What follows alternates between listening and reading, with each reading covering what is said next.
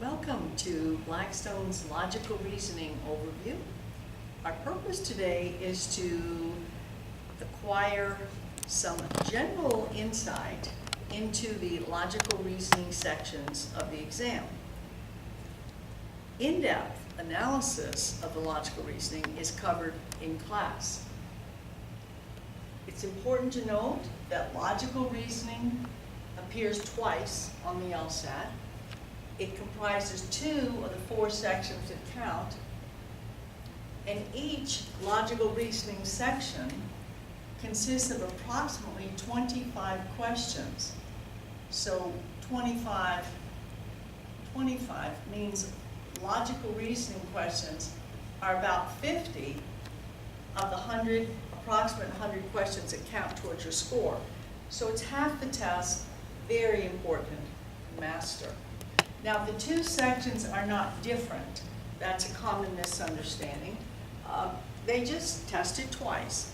So they will have, both sections will have the same types of questions, roughly the same mix of questions, same difficulty spread. Logic questions range anything from relatively straightforward to fairly convoluted. They're going to layer these up so that everyone is not going to be getting everything right, because that's not the objective of the exam. But what we want to do today is to understand what goes on in these very important sections. Okay? Our analysis indicates that logical reasoning questions actually ask about 15 different types of questions. So of the 25, there's a mixture of 15 different, what we would call jobs. And it's very important to understand those jobs in order to correctly back into an answer. Now, each question, each of the 25 questions is going to be presented typically as a paragraph, and that paragraph is going to typically contain 2 things. It's going to contain some evidence, and more times than not, it's going to contain a claim.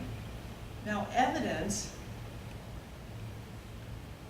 is facts and or opinions that are used to support a claim, which is the author's main opinion.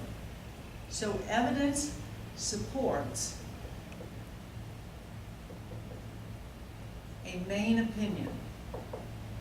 So when we're reading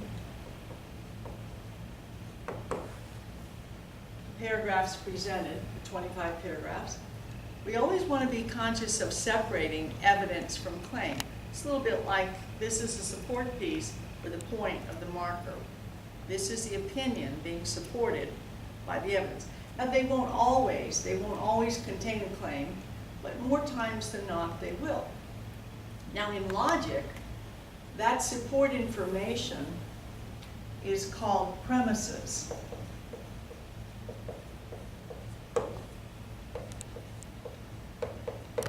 And the main opinion is called conclusion.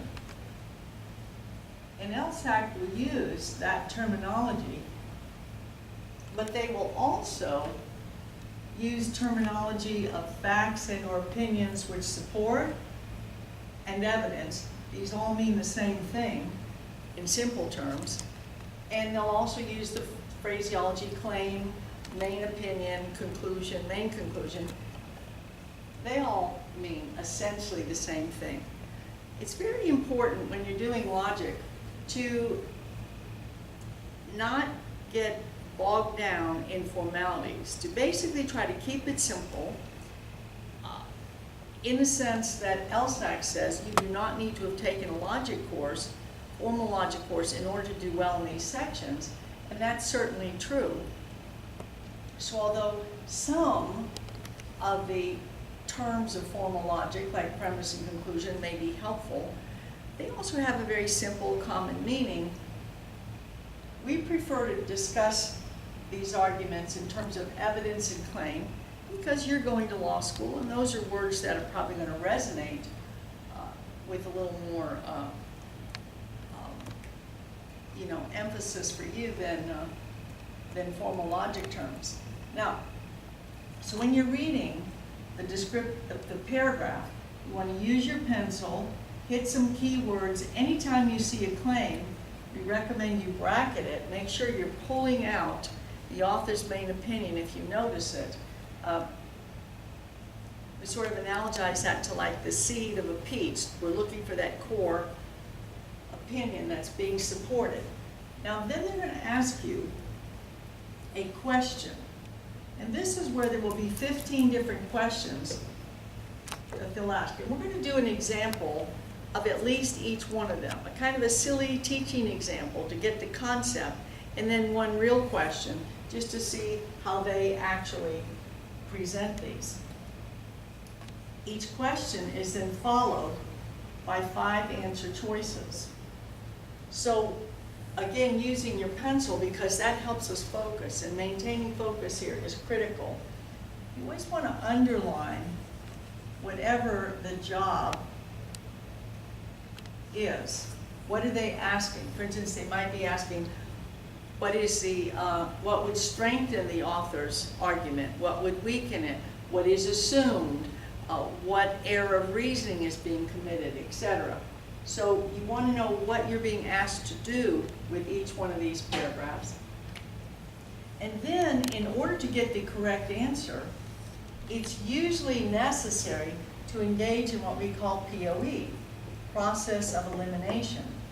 Unlike the games, where once we find the correct answer, we have it, we know it's right, and we can move on. In logic, as well as in reading comprehension, we're going to need to evaluate all 5 answers. And typically there's going to be 3 of what we call garbage, meaning they're not really distinctly relevant or useful to performing this job. And then you typically get down to 2, almost always. You're going to be boxed into 2, and there's going to be one that's going to look very attractive. Often there's just one word that makes it wrong, or less correct would be perhaps a better way to present it, than the one that they like. So we go slashing, eliminate, get down to 2, make a decision, bubble, move. Don't second guess yourself, trust your information, and go. Now, if when you're down to these 2, you feel that you've faded a little bit, you're not quite sure, you can always go back up and reread the job. Okay, which of these 2, for instance, if the job said, which of the following would most strengthen the argument? Reread that phrase, most strengthen, and looking at just these 2, your mind can be refreshed on what it is you're supposed to be doing. Because remember, you got 25 of these coming, one right after the other. It's a lot of intensity, and you can fade a little bit from time to time. So refresh, make a decision, bubble, and go by eliminating. And the correct answer does not have to be beautiful, doesn't have to look real appealing. That's another common misunderstanding here. It just has to be the most correct of the 5 given. And many times we're not going to be that enamored with it, but that's okay. That's the way it is. So it's the basic approach to each logic question. Now, as we see the 15 jobs, they fall into what we call 4 families. And 5 of the 15 ask about what are you saying. In other words, the main job here is just truth. Add up the evidence and arrive at truth. 5 other jobs, another family, ask us about the effect of adding new information. So here, we're going to add new info. The correct answer will be more than truth. It will be the effect of new info. So this is a different process, slightly different process. One type, which is very prevalent, flawed logic, asks us to discern what is wrong, okay? And then 4 of the 5, the last family, asks us to focus on how arguments are structured, built, made, put together. So these are transitions, adding new, the effect here, new info, how does that affect truth, add new, what's wrong, and then how arguments are built.